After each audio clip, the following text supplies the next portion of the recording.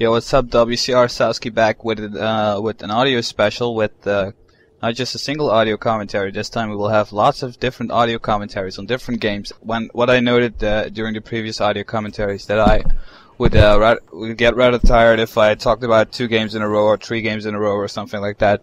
And I figured I'd better just take a quick drinking break, and it really works better for my commentating. I tested it out by recording a game or 2 and seeing how that went, and I think the quality of the audio improved. So I guess I'm doing that. And what's even more funny is, it's cool for you guys. We got an audio special. We got my buddy ReseT, who made an audio commentary on the strat I taught him ages ago, and he's still using it.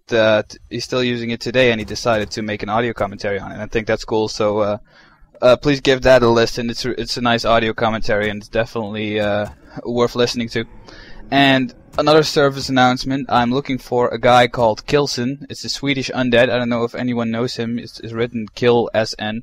And the guy scammed me for over 200 euros, and I consider the guy a friend, but I won't go into detail why he scammed me or what he scammed me with. But if anyone knows his first and his last name, feel free to send me an email. His account on the WC Replays forums was Arnold with double D's. Send me an email, just send me a PM with his first and last name. I'm guessing his first name is Arnold, but let's just find out. And if anyone wants more details or about what's up, just PM me as well. I can explain it to you, or hook me up on MSN if you got me. Other than that, let's get the game started. We first got a really nice game for you guys between Soccer and Ted, so let's get that game started. The game is on Twisted Meadows. And this is not your typical nightelf versus undead game, but it shows that it's really important to have knowledge of the situation, if that makes any sense. I mean, well, let's just go to the game. I will explain it in the game. Just get the game started at the 1 minute mark, or get the game paused at the 1 minute mark. And for you in this audio commentary, we'll have games by Remind. We will have games by, I think, Moon as well, and we will have some really nice games to commentate on, and we'll try to make separate audio files for each different kind of game. And you should be at the 1 minute mark right now. I'm going to turn off the sound real quick, because you don't want that in the audio commentary. I always, when I record it, I always put it really low, because sounds are, I don't get how people can play without sounds. It makes you alert of many things, like when you're under attack or whatever is happening. You can hear sounds from Windwalk. You can hear units fighting a bit further. It's really essential to the game, and I know some players who don't play with sound at all. But anyways, enough blabbering. Let's get the game resumed at the 1 minute mark, and we're going to resume the game in 5, 4, 3, 2, 1, and resume. So 1 minute 1, 1 minute 2, 1 minute 3, 1 minute 4, etc., etc. So we're going to turn off the fog of war and watch at DATV live. It's POV. So if you take a look at the basis, Soccer built an altar in the Moonwell, and he built a Moonwell next to the altar. That way no unit will be able to pass through. And he's also going for an Ancient of War creep, and it's a really bad position. It's the worst position you can have. And Ted is scouting this early on. And the reason why Soccer is building his Ancient of War all the way to the back, by the way, I said Soccer, not Soccer. And the reason why he's building it all the way to the back, that even if Ted pulls the creeps like he does now, he's pulling the Null Overseer and the Null Warden. And they only get off a few hits on the Ancient of War before returning home. And he's doing that because if he built the Ancient of War a bit closer, then all the Gnolls would have continuously kept attacking that Ancient of War. And now Ted is hoping that Soccer will creep that, but Soccer is being rather cautious. He's just checking out what Ted is doing. He's not attacking anything yet with his Ancient of War, but now the Warden is there, and now he can wreak havoc on those creeps. And Ted is there with some ghouls, but Soccer knows that in this situation, when Ted is coming in for a creepjack, he will most likely skill Death Coil, especially when he sees the Warden, which means that there will be no mana burns on the Death Knight. But the Warden is able to shadow strike some ghouls down. And this is a difficult choice Ted had to make. He could decide to he could have decided to save his ghoul, or he could have killed the archer, and Ted went for the archer, which I think is a good choice because at this point Soccer is unable to produce any more archers, and that is only good for Ted's aggressive play.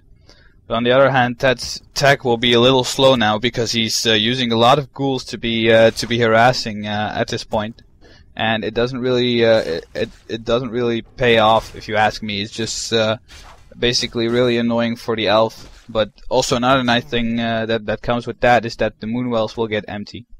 So that's always great, especially when you're playing against the warden. And Soccer knows that the rod of necromancy would be used shortly by Ted, and he's decided to go for a detonate on one skeletal minion and on a death knight. And the reason why he's doing that is the death knight had a little over 75 mana, and you won't be able to cast a death coil for a while now. So it's still you lose the wisp, but this was this detonate was worthwhile, even though Ted almost got a new death coil again. But still, momentarily, he couldn't cast any death coils. And what you always have to do when you're playing against undead early game is they will have a rod of necromancy and they will try to harass you. You rarely see an undead to try to creep up to level 3 unless they're going fiends early. But that's also very uncommon. And or at least on a higher level of play, it's pretty uncommon. And what you always have to do is keep a wisp near your archers or near your heroes so you can detonate and get out of surrounds and get some extra free XP. You hit the jackpot if you're able to detonate on the Death Knight as well as on the skeletons. And here you can see that Soccer knows exactly what he has to do. He does get the detonate off, but unfortunately he doesn't break out from the surround. And let's take a look at Dust of Appearance going off, and Soccer is forced to TP here. Nice move there by Ted, but also nice by Soccer that he went for the detonate. And as you can see, he's got Wisp on pretty aggressive positions, or well, yeah, pretty Wisp placed pretty forward. He also got one near the other Null Overseer, near Ted's base where he was creeping, where he can creep. And he's also built a second Ancient of War to go for the mercenary camp. The reason why he's doing that is because it's really essential for when you're playing a warden to get your hero leveled up as quickly as possible, and the undead is now here trying to prevent that. But luckily Soccer's got some good multitasking abilities, and he's creeping the mercenary camp simultaneously while harassing with his warden. And now when Ted notices that Soccer is creeping the mercenary camp, he will be too late. And the Death Knight is also low on HP, so he won't be able to join in the battle or boost the ghouls with his aura. And what Ted is doing basically here is just trying to get a lucky surround, a lucky kill off. But luckily for Soccer, he doesn't let that happen. Still surprised that Soccer let that ghoul go. He could have killed it easily, especially with the boots of speed he's got equipped. Could have given it a shadow strike. And now let's take a look at the base of Soccer. Soccer's going for a nice round base, which means he can put his lures inside without them being too aggressive or too susceptible for damage. And now Ted he's playing really aggressively. He's going for ghouls, Naga, and this means that you gotta focus the Naga down. You don't want that Naga around. And what often scares a lot of Night Elf players in this situation is that they lose an archer or 2 or 3. But that's just how it goes when you're playing against Naga. You do not have to be afraid that you are at a disadvantage if you lose a couple of archers, because when they're going Naga, they won't be going Gargs, they will be going Fiends, and you can safely go do your tech to tier 3 as long as you keep some pressure on the Naga. Those archers are just essential sacrifices you have to make if your opponent goes for the Naga Sea Witch.